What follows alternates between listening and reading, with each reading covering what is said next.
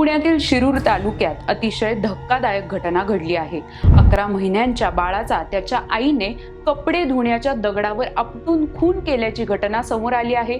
पुरावा नष्ट करण्यासाठी त्या महिलेने आपल्या 11 महिन्यांच्या चिमुकल्याचा मृतदेह पोत्यात टाकून विहिरीत फेकून दिला।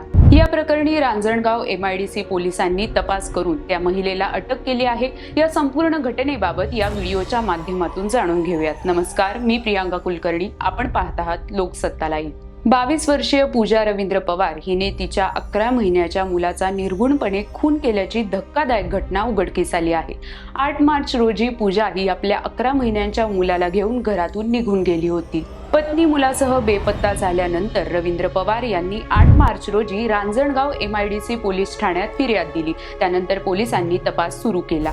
5 एप्रिल रोजी पूजा जांबूत गाव परिसरात असल्याची माहिती पोलिसांना मिळाली। पोलिसांनी तिला ताब्यात घेतलं आणि तिची चौकशी केली। मी झोपेत असताना 11 महिन्यांचा मुलगा यश हा ओट्यावरून खाली पडल्याने त्याचा मृत्यू झाला। मुलाचा मृत्यू झाल्याचे समजताच मी मुलाचा मृतदेह पोत्यात भरला, पोत्यात दगड ठेवले आणि विहिरीत ते पोतं फेकून दिलं, अशी माहिती पूजाने तेव्हा पोलिसांना दिली। या प्रकरणी पोलिसांनी अकस्मात मृत्यू अशी नोंद केली होती। मात्र तपास आणि शवविच्छेदनाचा अहवालात मिळालेल्या माहितीनुसार पोलिसांचा पूजावरचा संशय बळावला। पोलिसांनी पूजाला ताब्यात घेऊन तिची पुन्हा चौकशी केली। मुलगा सारखा रडत असायचा, मला दुसरा विवाह करायचा होता, मुलगा दुसऱ्या विवाहात अडथळा ठरत असल्याने त्याचा कपडे धुण्याच्या दगडावर आपटून खून केला, मृतदेह पोत्यात टाकला, त्या पोत्यात दगड टाकले आणि ते पोतं विहिरीत फेकून दिलं, अशी कबुली पूजाने दिली।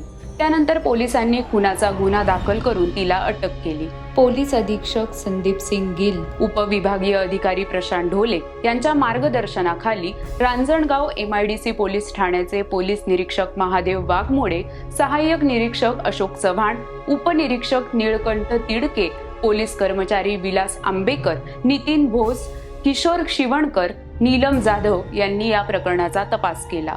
राजकीय, कला, क्रीडा आणि इतर क्षेत्रातील बातम्या जाणून घेण्यासाठी लोकसत्ताच्या YouTube चॅनलला सबस्क्राईब करायला विसरू नका। पाहत रहा लोकसत्ता लाईव्ह।